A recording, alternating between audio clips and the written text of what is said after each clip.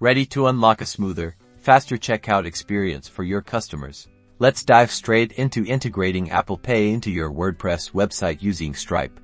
First, logged into your WordPress dashboard, you'll need a Stripe account, so if you don't have one yet, head over to stripe.com to get set up.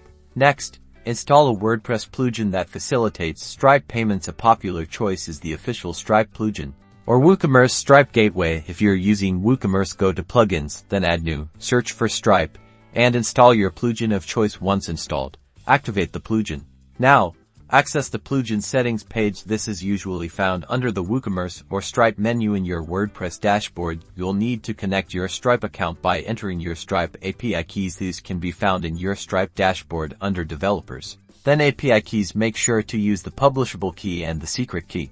In your Stripe dashboard, navigate to the Apple Pay settings. You'll typically find this under Payment Methods or Settings. Here, you need to register your domain with Apple. Stripe will guide you through this process, which involves downloading a verification file and uploading it to your website's root directory. This confirms that you own the domain.